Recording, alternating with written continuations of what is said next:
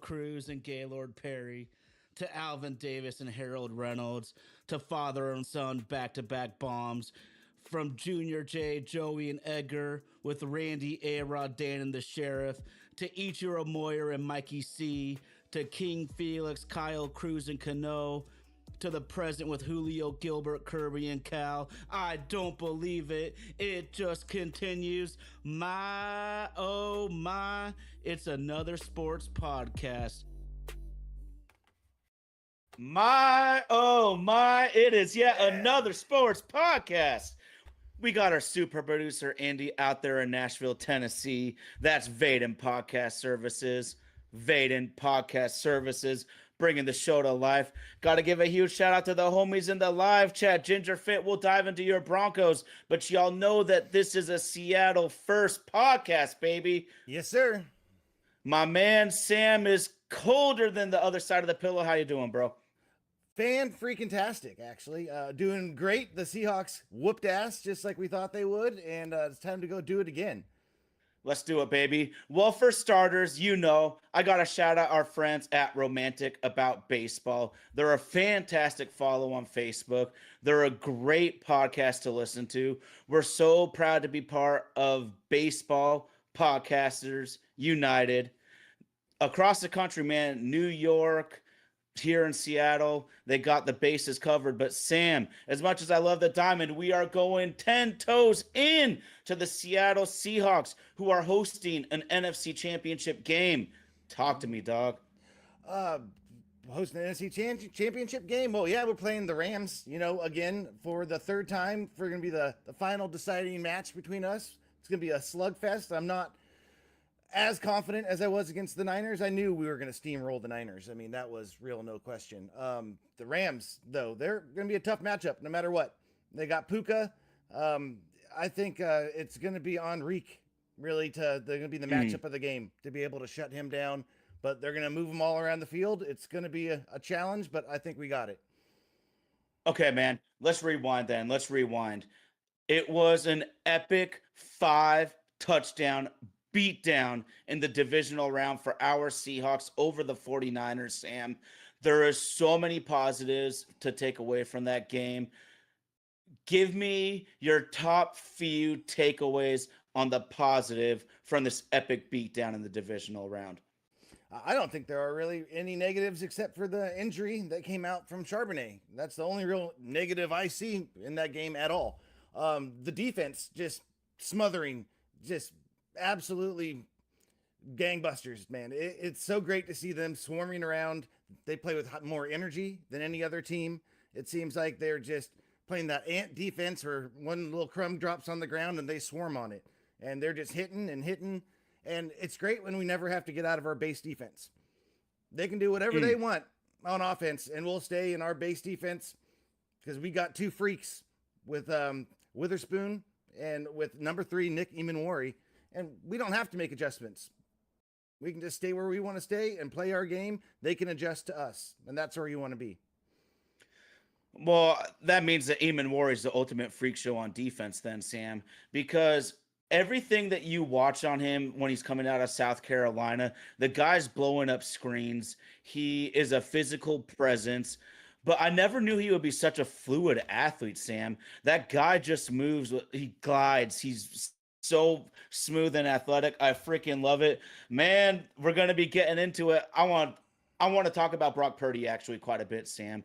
And if y'all can't tell, I'm struggling to spit out some words right now because 2 days later, my voice is still hoarse as hell because your boy was at that game. I want to give a shout out to the 12s. It was absolutely electric. It's my 4th playoff game I've been to, 2 with your boy Sam sitting across the screen from me. Yes, and sir. It really might have been the most electric atmosphere I've ever been at. Freaking awesome. Tyson B, Monday midday stream. As you might know, my man Sammy Mack is a father, and he was having to run around with his two-year-old last night, so we had to postpone it. And also, happy Martin Luther King Day. Keep it between the lines, people. I love us talking shit about our sports, but we need to love our neighbors. Happy Martin Luther King Day. Sam, all this Emanwari, unbelievable. Let's rewind a little bit, though. Crowd, unbelievable. Rashid Shaheed. Do teams need to start kicking it straight through the end zone and giving us the 40? What's up with this dude, Shaheed? Shaheed's won a great trade. But I mean, how man, he has won us at least a couple games. He set the tone on Saturday. I mean, and you can tell that Harbaugh saw something with their special teams and took advantage because that was set up. We left two guys on the left side completely, not blocked, another guy on the right side, and we had opened up a hole in the middle. And then we had Jake Bobo circle back around and actually get one of the two guys we left wide open. And we just relied on Shaheed, his athleticism, to just break it wide open. And that tripping attempt by Pinheiro, whatever his name is, man, that was some weak shit. But yeah, no, Shaheed's just a monster, man. He is a game changer, and we need to re-sign him. Yeah. The lack of receptions is going to make fantasy football owners cringe, but when you see it play out on the field, man, when you see it come to life, dude, such a game changer. I'm glad you brought up Bobo, man.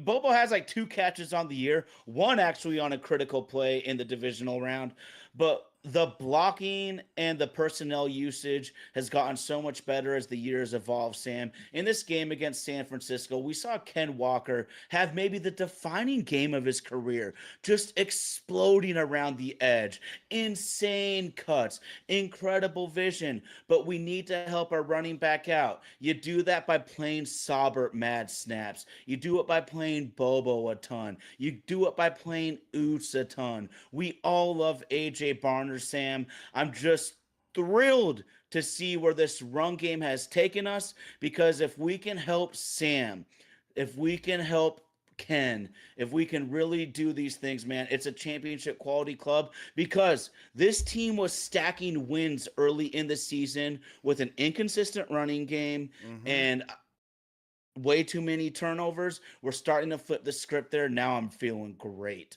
Yeah, I think wasn't Darnold one of the only quarterbacks, or was it he the only quarterback that didn't have a turnover this week? Yes. Pretty sure that is the case. I know Bo Nix had one, at least one interception. So Sam, every team that won the turnover battle in the divisional round. Every team that won the turnover battle is the one that advanced to championship weekend. Yeah, no, 100. Dude, you got to win the turnover battle in the playoffs. You're putting yourself in a big hole if you didn't.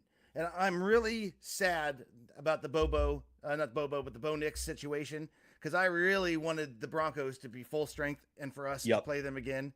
But it'll be just as nice to exercise the demons if we make it against the Patriots, because it's the only way to be epic here. Because we got to beat the 49ers, then we got to beat the Rams, then we get to exercise some demons against the Patriots. Because I'm sorry, but Broncos, I don't think are going to be able to beat the Patriots without their quarterback. Yeah, no doubt.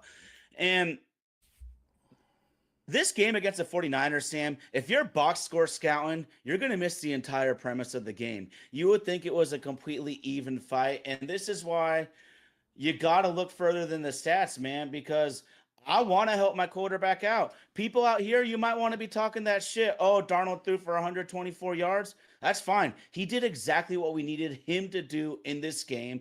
I was there. I saw him turn down a couple of throws he could usually make down the field, and I could tell he was thinking, well, let's be a little cautious here, man. We're going to be able to kick their ass anyways. You know what I want, Sam?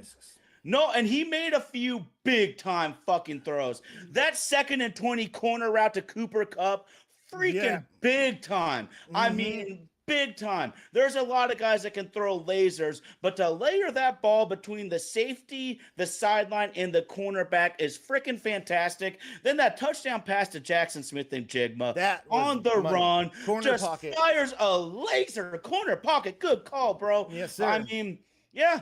You know, we're not asking him to do. I don't want my quarterback to have to carry the team, Sam. Teams that have their quarterback carry the team are out of the dance right now. It's about supporting your fucking guy. He already proved he could carry the team at the beginning of the year.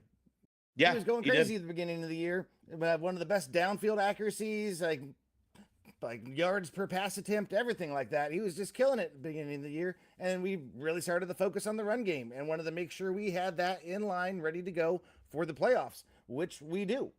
So Now, if we're on our game, I don't think there's a team in the league that can beat us. Yeah, I mean, it's really, really, really crazy to say, Sam, but I'm looking roster to roster, top to bottom, every single positional group. I think this roster might be a better roster than that LOB team that won the Super Bowl. I'm not saying they're gonna win it because, dude, the Seahawks are so Ross, top heavy at certain positions. You got roster, Cam, maybe. Yeah, Earl, roster. Marshawn. They had some super elite heavy hitters. Speaking of running back, Sam, I did the math on this because I wanted to prove a point about the Seahawks run defense and their run offense. We know that Kyle Shanahan, Christian McCaffrey, and the crew get work done on everybody, Sam. And we've had 2 straight games versus San Francisco. Christian McCaffrey has 58 yards rushing in 2 games. C-Mac with 58 yards rushing in 2 games. Check this out, Sam. In these same 2 games, Ken Walker with 213 and Charbonnet with 94, and that's 94 including he blew out his knee in this most recent game, Sam. The run defense has been fantastic all year. We're going against a running back who's had an unreal season, against an unreal rushing attack, and we shut them the hell down, flipped the script, and now we are one of the best rushing attacks in football. I freaking love it. Yeah, no, you can't beat that. I mean, CMC has been going crazy on people all year, but when we have 2 freaks, like we were talking about earlier, Witherspoon and Imanwari, they can match up however you want to play him. Imanwari can go off the edge. You know, he can play like 7 positions. Safety, corner, you know, he can play wherever you want him to. And Witherspoon's flying around doing just the same thing. Chipping tight ends, man, they're throwing everyone off their game. And yeah, you can't beat it. When you don't have to adjust to the offense, you can just stay true to yourself. That's how you're going to win games. Yeah, no doubt, no doubt. Then we got Ernest Jones, man. All this dude does is get picks. Yeah. Yep. Like I said, should have been first team All Pro, Ernest Jones, because, man, he is just a big playmaker out there making picks, causing fumbles all year, recovering fumbles. What trades that John's made the last 3 years in a row? Leonard Williams, Ernest Jones, and Rashid Shaheed. Woo! Man, like 3 money trades. And we had people complaining, oh, we gave up a second, for Big Cat, and no, we gave up too much for Ernest Jones. Man, I all day I'll give up those picks for this production. Like, because John's proven he knows what he's out looking for, and he has an eye for it. And it's up to Coach Mack to make him fit in the scheme, and he's doing a great job of it. Can't say enough about Coach Mack, man. And Coach Mack talks about that he wants to see his players on film play with shocking effort. That's a direct Coach Mack quote. He wants that shocking effort. And I see it, Sam. You talk about guys flying to the ball, and it's not the first, it's not the second, it's not the third time I've seen it this year where a Seahawks defensive lineman is rushing the passer, retraces his steps to the ball carrier, and forces a fumble. We saw D-Law do it a couple times during the season. Big Cat Williams, dog, retracing his step, and the most violent, heavy-handed karate chop I've seen in my entire freaking life, knocks the ball loose. That's that shocking effort, and when you play with that sort of effort and you consider the physical talent level of most of these Seahawks defenders, it's just so goddamn fun to watch. It's so fun to cheer on, Sam. I mean, they gave up 6 points to a team that has basically been crushing everybody on offense the second half of the season. They haven't given up a touchdown in 2 straight games versus the Niners, and they have been putting everybody on blast in terms of embarrassing defensive coordinators this year. Congratulations. The job's not done by any stretch, but if I don't emphasize how impressive of a performance that they put on against the Niners, then I'm doing this team an injustice.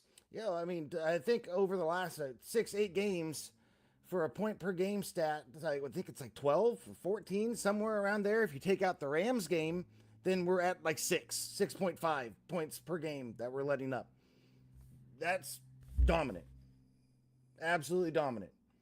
And so, I wanted to touch on your LOB year, how they kind of stack up against that team. I would have to say total roster, yes. Defensive roster, I will take the LOB. Because that's very fair. They had so many Hall of Famers, man, on that team. It's just hard. We'll see what happens. If this team can finish the job, we'll have that conversation. But until that happens, it's hard to put them up with the LOB. Yeah, fair enough. And I mean, they embarrassed the Golden Boy Peyton Manning. Yeah. They embarrassed the Golden Boy. So that kind of stands on its own in terms of impressive defensive performances. Sam, we were talking about earlier in the year, Sam Darnold had to carry a lot of the water for this team because of the inconsistent running game. If you told me early in the season that the Seahawks would score 41 points and Smith and Jigba would have 3 catches for 19 yards, I would have told you you're outside your mind. That's exactly what happened. This team is evolving, and now I'm becoming much more of a believer. Yeah, I mean, we scored on offense, 34 points and 50, we ran 50 plays. That's wild. That's absolutely wild. I mean, we had short fields all day, which helps with that stat. But yes, I mean, yeah, we were just all over the place all game long. It was an awesome game to watch. I couldn't be happier, and I am just freaking pumped to take on the Rams because I think we got it. I think we got them. It's gonna be a tough game. As long as Stafford and Puka don't just go off on us. And that's the thing. They put up how many points last game, Ty, against us? Because I don't think they're putting 37. Yeah, they're not putting up that again. They're not putting up 500 plus yards, 37 points on this defense a second time, and they didn't beat us that game. And so I think we play our game, don't turn the ball over. I think we got it in the bag. I'm feeling pretty good too, man. And I can't emphasize this rushing turnaround, Sam. So, of course, you know I'm going to take a deep dive into this. Check this out. The rushing attack has been a giant difference maker. Anybody listening to us, I don't need to explain what a rushing attack does for your football team. So I'm not going to even bother there. We're just going to look at the numbers here. Sam, 2 out of the first 3 games, the Seahawks were under 90 yards rushing. 4 out of the first 8 games, our Seahawks were under 90 yards rushing. 9 of the last 10 games, our Seahawks have been over 110. We have 144 rushing yards per game in the last 10 games. Over the last 13, we're 12-1. I'm seeing an absolute direct correlation for this team completely taking off and the resurgence of the rushing attack in Seattle. It goes to the offensive line coach. It goes to the offensive lineman. It goes to the running backs and the defense, just everybody coming together. And you don't always see these sort of great improvements throughout a season, Sam, but I thoroughly believe that this can be the difference maker because you see it, the way our defense can totally pin their ears back with energy galore. Man, we're pounding that ass, dude, and it's making a difference. Yeah, and I don't know. I think you were there when we were talking about it on our text thread, but yeah, I don't think it's a coincidence that when we got rid of our run game coordinator, the running game coach, that all of a sudden we've had a huge turnaround. Because since then, man, we have been averaging 100+ yards a game and just going wild on people. So I don't think that's a coincidence. Heard rumors, I think it's from the Hawk blogger guy, that he's not reporting it, but saying that he feels that they made a change there. It wasn't him stepping down for personal reasons. And I could see that because I wouldn't be happy if my 2 running backs, K9 and Charbonnet, who are very good running backs with a good offensive line, were putting up the production they were putting up all year. It just felt like it needed to bust through. Something needed to change, and they made that change, and it's been going great. It appears that K9's attacking the hole better. And there's 2 things part of it his fault, but if we look at it play by play, formation by formation, it feels that K9 is much better coming downhill under center rather than in those shotgun horizontal type of run plays. And then you also add in when they're coming under center downhill, you probably have Sauber out there. You probably have Oos out there. The Oos and K9 combo is so funny to watch, and it's so goddamn effective because you have this little fucking bowling ball coming full speed. You got a cement truck rolling downhill right in front of them. So there's a ton of reasons, and I think that you pointed out running back coach thing has got to be something, man. It's got to be something. Yeah, and Tyson on chat, man, I hope you're wrong. I don't want the Ravens to get Kubiak. I want Kubiak to stick around for one more year. Man, that would with all these vacancies coming up, I'm Yeah. starting to really resign myself to the fact that he's probably gone because he is too good of a coordinator. I mean, maybe if we make the Super Bowl, that he doesn't go because people don't want to wait that long. But I think that's the only way. And even then, there's too many vacancies. I think yeah. If anyone's going to get him, let the Ravens get him because I like the Ravens. The Ravens are a good team, good Well, I think organization. Lamar Jackson would benefit from being under center more. I Yeah, truly do. I think they run way too much of their offense out of shotgun. It makes them way too predictable. Plus, we know what Derrick Henry can offer the offense if you're under center. I mean, they're missing so much. I mean, okay, Sam, I want to think about this. Think about how effective a guy like Sam Darnold is when we get him on the play action perimeter, what the damage he can do. He is 1% of the athlete that a Lamar Jackson is. If I can get Lamar Jackson on the perimeter and you got one linebacker trying to guard the quarterback and the guy running in the flat at receiver, I mean, come on now. And yeah. so maybe it's going to be a good thing for his Ravens. We'll see long term. Coaching matters, though. Coaching matters. I mean, Ginger Fitz out here pounding the table for his homie Bo Nix. And I like Bo Nix, I think, more than you do, but less than Ginger Fit. The bottom line to me is Sean Payton gets any quarterback with any sort of competency, he's going to get the absolute most out of said player. I think Bo is more than a competent player, but Sam, I still think there's a ceiling. I have the stats to back that up here, but Bo Nix coming out of Oregon, I called him a shorter buffer Alex Smith because I think he can be good, but I don't know if great's ever going to be there. Yeah, but I mean, you can win with him. Yes, absolutely. I just don't know if you can win because of him. He had some great plays over the weekend, but I didn't walk away from that game saying, "Oh my God, he's a world beater." I would be scared to be playing him. Like he's a perfectly adequate quarterback in a well-run system by a good coach, by a great coach. But Okay. I'm not scared. Like their defense is what would be worrying me. They have a great defense, but Mm. yeah, and they have some good weapons on offense too. I mean, Cortland Sutton, good. Harvey, good. I think they're missing something now that they don't have. God, I'm spacing on his name right now. He's on my fantasy team all year. They're starting running back. Oh, JK. Yeah, J.K. Dobbins. And so, Ginger's thinking JK might come back. That would be a huge boost. I want to give a shout to the Denver Broncos in this really quick. Zach Allen and John Franklin Myers, the interior of their defensive line. These guys can win one-on-ones. These guys can pressure the quarterback, and it's literally not a sexy position. But once again, crucial players. There's so many Seahawks that get so much love. And Sam, we both know Big Cat and Byron Murphy and Jaron Reed are some of the very, very highest level MVPs of the team. I know for a fact that Franklin Myers and Zach Allen have that sort of meaning to their ball club. PFF, grain of salt, Sam, grain of salt here. They got Bo Nix as their 17th QB here in 2025. Nix is 15th in QBR. He's down to 26th in QB rating. Pro Football Reference has Bo Nix as 35th in air yards per completion. I don't give a shit about that. Execute your offense, Sam. Josh Allen's 27th for what it's worth. yeah, So it's not exactly a barometer of how good you are.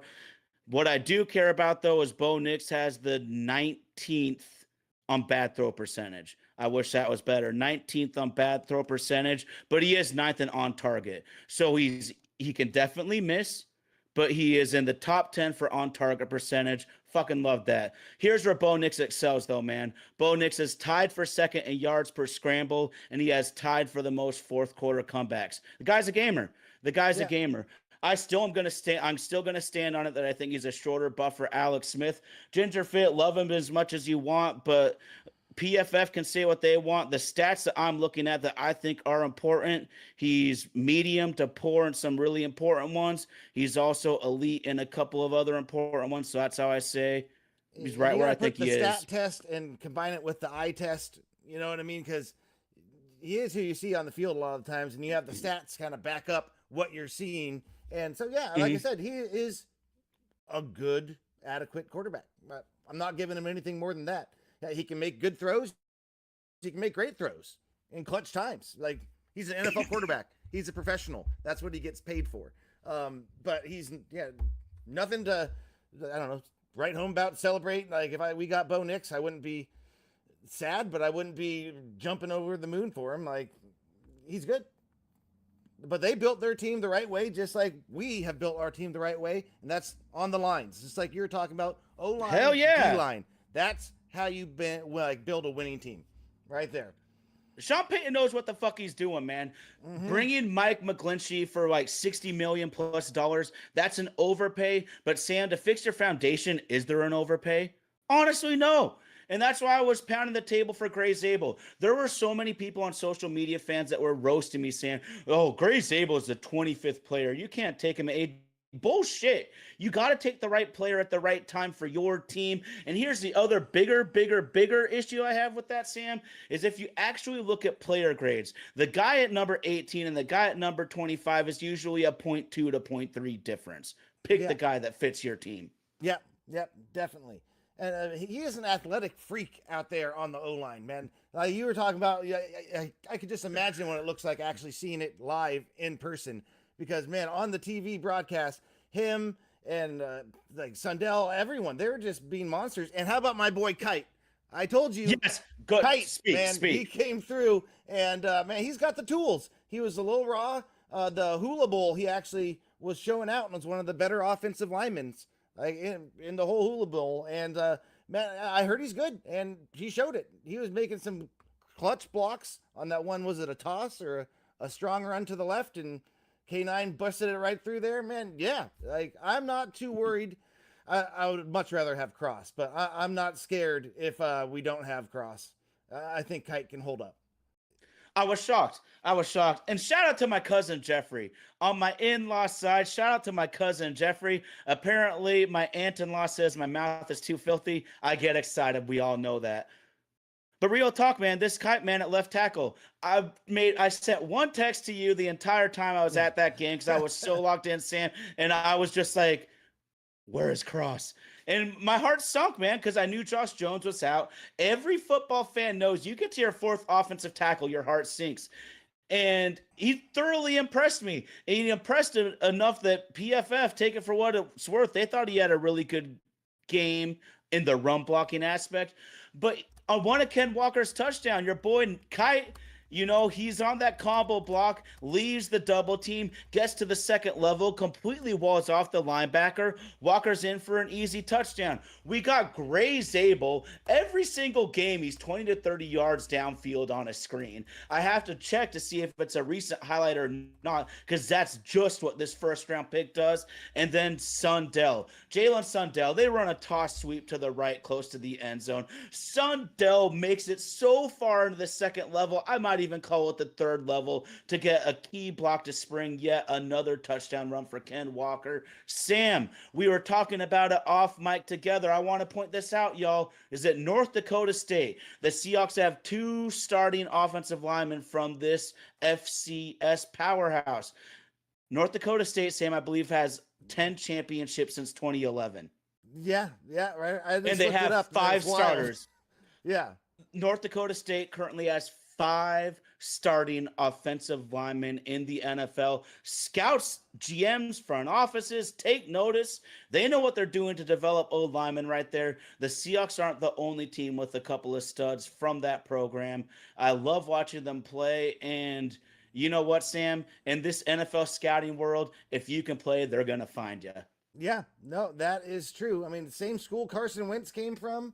Yeah, they've been a powerhouse for a while, it looks like. And I'm glad we got a couple of their offensive linemen, because Sundell was on that team as well and roommates with Gray Zabel. And so that is, I think, why they gel so well together right there. Yeah, no doubt. I'm going to just take a quick sec because Ginger Fit Dad's been here with us for a minute now. He's been here since the start. Yeah, dude, RG's still a friend of mine, man, but people make choices in life, and, you know, it's really hard to get your education, you know, got to pay them bills. So I wish my dude the best, man. He's giving his money to the New Mexico Lobos, trying to get back some of his. So congratulations to my friend, man. I was totally supportive. But you got to make choices in your life, man. And there's only 24 hours in the day. Sam, 24 hours in the day. These coaches work the most ridiculous hours I can think of, and they do it all to prepare for their opponent. What are some key matchups that you would look for in the Seahawks Rams game coming up? Oh, I already stated it. It's going to be Reek on Puka, because we Yep. need that Okay. guy to shut down their number one wide receiver. Because I mean, Witherspoon, he's just not. I don't have as much faith with him matching up against Puka, because he's kind of the Swiss Army knife. You can have him do everything, but pure coverage wise, he's not on the same level as Puka. And so we need Reek on his best game. And yeah, I think it's going to be the cornerbacks. It's going to be the biggest. The overall, the cornerbacks is going to be the biggest thing to help us win this game. And offensive lineman, that left tackle spot, we got to just make sure we're not allowing pressure, because the Rams are a good team at bringing pressure with their defensive line, and so that's the biggest matchups that I can see so far. And I think we can just take advantage on the run game, because their defense has been not looking great as of late. And overall, like the run defense, pass defense, I think we can gash them on offense, and we just need to make sure we shut their offense down. I mean, Stafford's going to do Stafford type things. We got to limit those and limit the big play, keep everything in front of us. And I think we'll be all right. Yeah, no doubt, no doubt. One thing that has been the difference maker for the Rams in that epic Thursday night wild overtime thriller, Sam, was they ran the ball successfully. And teams just don't run the ball on the Seahawks. And when they ran the ball successfully early, it opened up a box that no other team has reached and we haven't seen. And that was the box of Puka Nacua on play action routes, dominating for 11 or 12 catches. So I think it also starts at the run game. You mentioned Tariq Woolen a couple of times. If I see Josh Jobe matched up on Puka, I'm going to throw up, Sam, because we saw that happen the last game. I have zero problems with Josh Jobe. I'm a big fan, but you draft a Tariq Woolen for these exact freaking matchups, man, because Puka's good. We need a guy that can go down in the low block and get the rebound, man. Josh Jobe's a hell of a player. He's feisty as hell, but we can't sit a point guard down there with the big dogs trying to get that rebound. Yeah, and I wanted to also make the point about when you talk about the running game. They had a good game running the ball the first half. Yes. And then we made adjustments, and they didn't run for shit the rest of the game. And very so I think we stick to those adjustments, because Coach Mack saw what they were doing and made the adjustment that was needed. And so I'm not too worried about their run game. Puka, like what they can do with Puka in the run game, gives me some trepidation. But I think overall we'll be able to stop the run game. It's the pass game, in my opinion, that we need to worry about. Because Puka is just so freaking physical. Like, he can really just gut it out for that first down, sell out. Yep. He's big, 6'2", something like that. Man, yeah, he is the guy to worry about. He didn't have a great game last week, which makes me worry, because he doesn't usually have two bad games in a row. But we'll see what happens. Yeah, hits on deck, man. Hits on deck. Great question. Who is RB2? It's going to be Velus Jones, and I'm sure Cam Akers is going to get elevated. I imagine that Myles Gaskin will get signed to the practice squad for the 32nd time this year. But George Halani back. I think he's good to come back from IR. And we've just been holding off on him because we haven't needed him. Didn't want to waste the IR spot. Interesting. I think if Halani's good, bring Halani back. Even coming back from injury, I mean, yeah, man. Cam Akers has touched the ball twice on kickoffs. He's touched the ball twice this year. I think Cam Akers still's got a little bit of juice in those legs. It's not over yet for this guy. He's got like 20 important carries left in his NFL life. Maybe it could be this year. Yeah, it could be. I mean, I just am worried about pass protection. Because K9, he's adequate. He's not the best. I like Halani as an all-around back. And Jones, as he was a receiver in college, I don't think he's had many reps, I'll say, at pass protection. So that worries me a little bit. And so Akers, if Halani's not good, Akers might be the best option there. But, man, Halani was looking solid for the last two preseasons. And in the season, he was looking good this year. So he had some successful runs. Yeah, I agree. You made the best point I could have ever imagined there, Sam, and that's the pass pro. Zach Charbonnet's not good in pass pro. He's freaking elite. He Yes. is elite. And a lot of fans we've struggled with the last couple years, Sam. Why is Ken Walker starting? Why is he on so much first and second down? Traditionally, your big back's that guy, and Ken Walker's your change of pace. But it's exactly what you said. Charbonnet's an elite pass protecting running back. That's why he plays so much third down. That's going to be a significant loss. They're going to have to game plan around him not being there because K9's just not the same player in that regard, man. I want to go on something really quick. Ginger Fitz saying Sean Payton go if he wins the Super Bowl this year. No, I cannot go there. But there's a huge but I'll give him. No coach has ever won a Super Bowl with two different teams. Mike Holmgren, Bill Parcells, and Andy Reid are the only coaches I know of. Don Shula, I guess, too. So there's probably between 4 and 5 coaches that have ever even been to the Super Bowl with two different teams. No coach has ever won it with two separate teams. I think Ginger Fitz' big point here is he'll have done it with a backup quarterback. So Okay. That if that happens, man, I mean it puts him up there. It puts him up there. I won't deny that. I don't see it happening, but if that happens, he's in the conversation, I would say. I want this on the record, too. I think Jarrett Stidham's going to play better than a lot of people think. Yeah, he might. I mean, the Pats I think so. Great on defense. I just don't think you're going to win the conference championship game with a backup quarterback. But Peyton's done it before, not the conference championship game. Sean Payton won 9 games with Jameis Winston and Taysom Hill as his QB combo. Yep. This guy knows how to fucking win. Yeah. Sorry, Aunt Kate. I'm sorry, Aunt Kate. No, he's no joke as a coach, and he can play his game plan, and he can get the most out of his players. So we'll see what happens. If he does, yeah, man, I'd have to say he's in the conversation for sure. No doubt. And honestly, as a Seahawks fan, if we happen to go to the Super Bowl, I'd rather play Denver right now. Even though I think Denver has the coaching advantage, of course, you just want to play the backup quarterback as confident as the backup I'm in. You know, it's just that simple. The backup quarterback against our defense, shit. And give luck. Mike two weeks to prepare. 2 weeks to prepare for Coach Mack. Are you kidding me? Yeah. Not going to be getting ahead of ourselves. Getting ahead of ourselves, man. The Rams are a formidable team, and this is really how it should be, though, man. To me, for the last 10 weeks at least, these have been the two clear-cut best teams in the National Football Conference. Yeah, well, NFC West world right now, everyone else is just living in it because we got 49ers, Rams, us, top 3 teams, in my opinion, for talent for most of the year. I mean, the 49ers, all their injuries, I mean, yeah, it sucks. That's kind of just a feature for their team, like I've been saying. Like they got to figure something out because their guys are always hurt.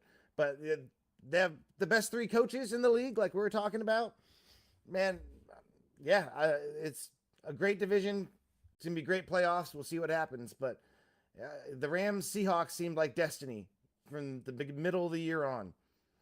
And like I said, it's how we become epic is we go through the 49ers, go through the Rams, and then exercise the demons against the Patriots or the Broncos. And how epic would it be if Sam Darnold ended up being the first quarterback from that class to win a Super Bowl? That would be awesome. That would be wild. We're talking Baker. We're talking everyone's favorite, Josh Rosen.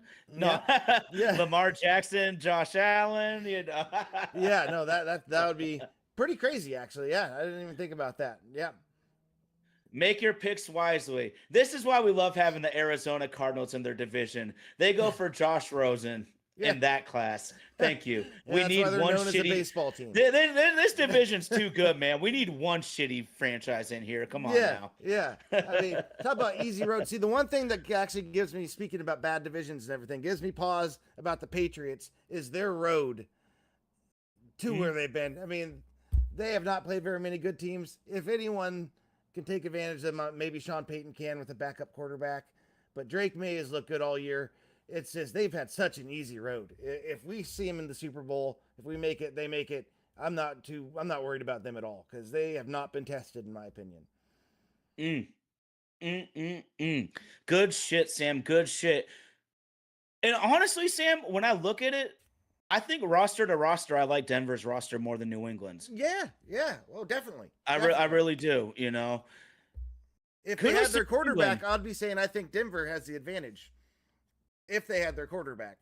Yeah, and they're at home. Absolutely, absolutely. I mean, as much as you might not like Bo Nix, I mean, my man's not an idiot. Everyone knows what it means when your starting quarterback goes down. Yeah. And this is to go to the Super Bowl. I mean, that sucks. That really freaking like. And to hear about it like 10 minutes after in the press conference, it's like, the ups and downs for the Broncos fans, that must have been hard to deal with. And then for me being at the game, Sam, I heard about the Bo Nix injury way after it happened. Like, I just looked at my phone one time to see who won the game, and Denver had won the game. That's all I looked at. So I was in utter shock hours and hours and hours later to find out that he broke his ankle like that. Best of luck to the young man. He's had a kind of crazy journey. He's had a crazy journey. Good for him. I'm curious how the Broncos fans feel about Peyton after putting him out for that run play when they're already in field goal range.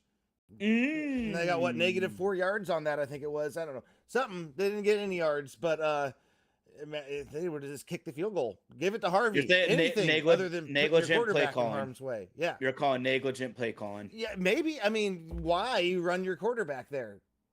We know Coach Mike Holmgren would not run a QB sneak. No, never. Coach Holmgren would beat us both into oblivion if we tried a quarterback sneak, man. That shit is not happening on certain coaches' watches. Andy Reid deviated from Holmgren's philosophy.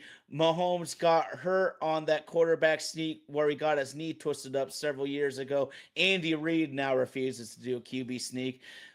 I know it's part of the Eagles game. It's part of the Eagles game, but that's part of Jalen Hurts' game, man. Like, I hear you. Bo Nix has got to run, though, because his wheels are a huge part of his game. He is tied with Josh Allen for scramble yards. Yeah, okay. But that's the coach putting him in harm's way then. Yeah, there's a difference, I think, because, man, I think it was negligent. I don't think it was a great call in the position they were in. If they're just trying to set up the field goal to be on a certain side, I'm not sure the thinking on it, but I mean, it is football though. To me, you can get hurt on any given play, but shit. I gotta take the L on this one, man. My man CJ Stroud was awful. Yeah. I mean, he was shockingly awful, and I love me some CJ Stroud. DeMeco Ryans is an absolutely fantastic head coach. That defense is ferocious, but their offense is going backwards. And part of it is I don't think that they have very good coaching, Sam. But what do I always talk about? You got to hit on your high round picks. The Houston Texans spent, I believe, the 14th pick on guard Kenyon Green from Texas A&M. Complete bust. They traded him to the Eagles this offseason. Even the Eagles couldn't revive that dude's career. The Seahawks spend that mid-first round pick and get Gray Zabel, and look what happens to the offense. It is so critical that you get your high picks right. Oh, yeah, you got to. High, and if you start hitting on the mid-rounds, I mean, then you're just... Yeah, I mean, you need to, but my expectations are so much less for the mid to lates than what I expect out of the top three. Yeah, you got to hit on your high picks, definitely. But to fill out the whole roster, I mean, you got to hit it on at least the first few rounds. Shit. Sprinkle in some late rounds, and then you're in the LOB gears, you know what I mean? Just killing it all over the place, but... And that's the thing. I like that John has got back to his bag in the draft room, drafting the best players rather than the perceived need that we had. So we're not ending up with some guys that should have been mid-second rounders in the late first rounder because, yeah, we had some awful picks after we've had some of those great years. And we've got back to picking up playmakers. We're like they're needed, but the best players available. Fair enough. I can't believe it, man. I can't believe it. We are on the doorstep of the Super Bowl. We have a hated divisional rival, a fantastic coach, I mean, these two teams, they really should be here. I look at everything that they got to bring to the table in terms of a pro football organization, and they got it, man. Yeah, they do. I think this is going to be the rivalry that's going to be going for years now. It was the 49ers back in the 2013 14 years. I think the players on our team hate the Rams more than they do the 49ers right now. It's a little more of a bitter rivalry than the 49ers are. Mm. And just in my humble opinion, I think the Rams' future is more optimistic than the 49ers. Yes. The Even with the 49ers quarterback situation. future looks bleak in my opinion right now. Well, I'm the one major is the 49ers have a quarterback in their quote prime years, and the Rams have an old ass one. I still like the Rams' future more though right now. Yeah, the whatever the Rams touch seems to turn to gold, which is pretty fucking annoying. I'm not gonna lie. And they have 2 first-round picks coming up here in April, so that sure helps. Thank God Fuck the you, Ravens Falcons. The Falcons Sorry, went on a Kate. good winning streak at the end, so they didn't have a top 10. But the Rams can seem to do no wrong, and they're getting guys like Puka Nacua in fucking 5th, 6th round, whatever it is, and so yeah, man, like the Rams, Seahawks are gonna be up top this division for a while, I think. For sure, for sure. One thing we got to say, though, NFL changes so darn fast, man. I mean, I was telling you earlier, the Seahawks have one of the best elite running back duos in all of football in this coming off season. It might be the #1 team need. It changes so fast in this darn league. Yes. And we got to revisit because we said this a couple weeks ago. I was like, no, we can let K9 go. I don't know, man. If he's playing like he's playing now, and with Charbonnet with an ACL, fuck me, it's late in the season. This is gonna be he gonna be back? He might miss most of next season, if not all of it. Like you need to plan on it. You have to plan like that. Yeah. So K9, I think, is a must sign now, almost a must sign. If not, he's up there. Yeah, he's making his bag right now too in the playoffs. These 3 touchdown performances and. I think there's organizations that are going to think that the Seahawks have not gotten the best out of K9 either. I guarantee there's organizations that think that K9 has Devon A-Chain production inside of him if he was in the right scenario. So that will make his price go even higher than his incredible production so far. And if I was saying that right away, man, Ken Walker's making money tonight, dog, because you perform in these big stages. I would surely consider it, dude. Because the running back, cap is. It makes crazy. the most sense. Yeah. No, and it makes the most sense at that position, dude. Yeah, I would say maybe you have franchise tag his ass and see what happens if you can keep it up for another year. Pay the guy, but or not. I don't know. Like we'll draft someone and develop him, and we'll see how it is with Charbonnet. But I'm not planning on having Charbonnet back next year, at least not for most of it. Well, if the O-line's improving, then Ken Walker's improving too. We see that right now. If you give this guy a crease, if you give this guy an angle, he can rip one off so quickly. I freaking love it. I mean, I would love to improve the O-line too. Well, we'll really have to see. I hate to get too much into team needs before we see how free agency settles and how all that turns out, man. But our O-line's looking pretty good to me right now. I haven't seen nearly as many people calling for heads like they were at right guard, because I like how we have more of the athletic freaks on the left there, and then we have more of the maulers on the right. I'm kind of a fan of that, to be quite honest. And then Sundell, he is, I mean, he, I guess, could be an upgrade spot at center, but he's doing great. So I might just run it back with our offensive lineman. I'm pretty comfortable with him. Fair enough. I mean, Sundell brings some special traits to the table. Clearly, you wish he was bigger, but dude, that quickness, man, that quickness to get to the second level, like I was describing that toss sweep for a K9 touchdown. I mean, he was a good 8 yards downfield when he made his block. And so if we can pair a couple of bodyguards with our center, we might be able to really do some work. And Lord knows Anthony Bradford's a bodyguard. Yes. No, he might not touch you. He is a people mover. Like, if that guy, he's so funny too, because I mean, don't get me wrong, there's been times in his career where he's been god awful. I think the thing is with him, as we notice, Sam, his lowlights are just so low. They're like comically bad. Like, obvious. He's on Shacked in a Fool. In your face. He's like that dude that's always on Shacked in a Fool. But if you watched every play, you'd be like, oh, he's actually pretty good now. Yeah, I mean, but his highlights don't get nearly as much press as his lowlights do, because his lowlights are just so fun to freaking meme, it seems. And people just really, enjoy putting him out there because they are ugly, ugly ass reps. When he looks bad, he looks real freaking bad, real bad. Like on his ass, just big whiffs, man. But when he's on his game, he's moving people and he's not getting pushed back most of the time. So yeah, no doubt. It is what it is, man. I think we have given up on some interior offensive linemen too early in the recent past, and I think we need to wait it out a little bit more with him, see how it goes, because he's been looking good. I mean, there's literally no point in getting rid of him. Bradford will be on an expiring contract when the 2026 season starts. Like, you absolutely ride with him. Yeah. He goes nowhere. If anything, you bring in some competition. It'll be easy to see. Sam said Ginger Fit pointing out here, Dolphins hired Jeff Hafley, former Packers DC, as their head coach. Is that who it is? I didn't even know who it was. I was like, wait, yeah, Jeff Hafley, Packers DC. Ginger Fit, that makes you happy that you have Sean Payton. That makes me happy that we have Coach McDonald. It is a privilege to cheer for an organization that cares so deeply, and it's really easy to realize that when you've been a lifelong Mariners fan. Yeah. Yeah, to say the least. Yeah, NFL coaching matters more than any other sport, but organizations having good ownership matters in almost any sport, I think, because thank God that we have the Allens running our football everything. team. Yeah, it is. It is.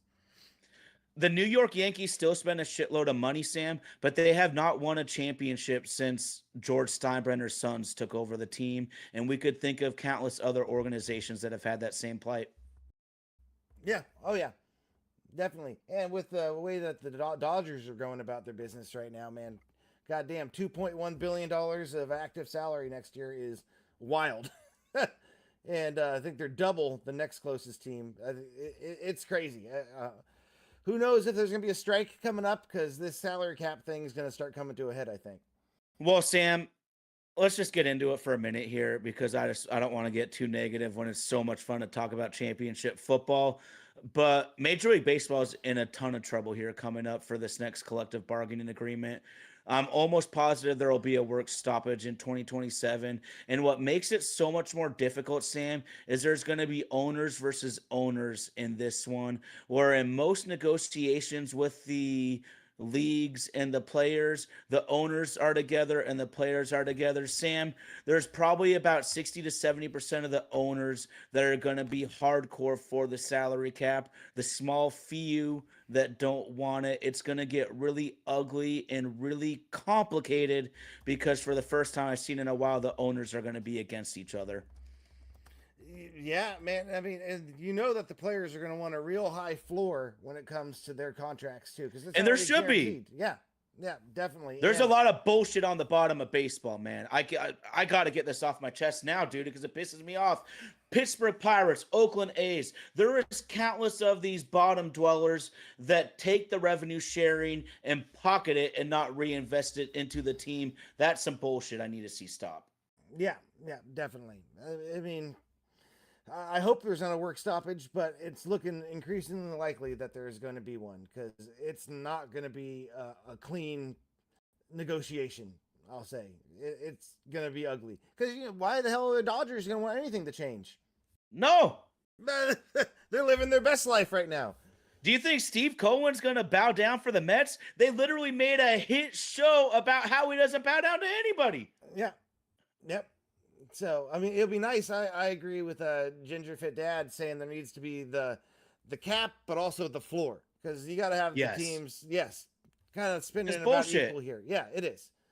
You got Steve Fisher pocketing all the revenue sharing, man. The Yankees and the Dodgers don't give your poor ass that money so you can just put it in your pocket. It's supposed to be about competitive balance. And all these bottom dwellers cry poor, which I get, but you are the bastards that are taking the money that's supposed to be about competitive balance and putting it in your pocket. So screw you too. I am all about the floor.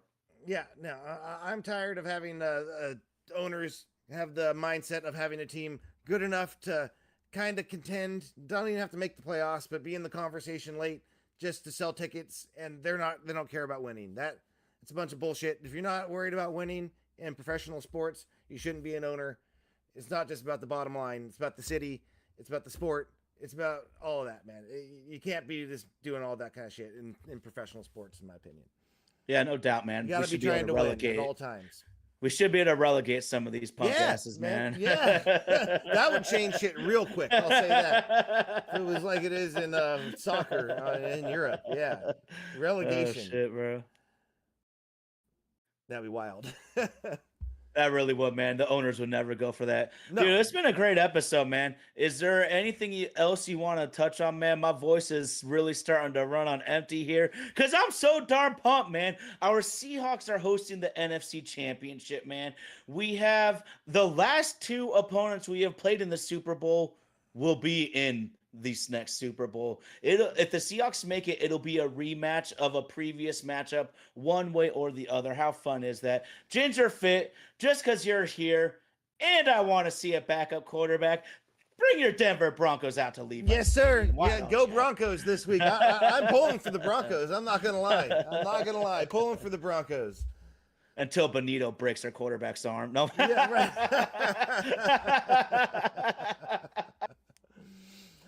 Yeah, man, it's going to be a great weekend. It's going to be a great week of build-up. I'm super pumped. I can't wait for all the trash talk going back and forth between Rams fans and us. And, yeah, I'm going to be a nervous wreck, but it's going to be fucking awesome.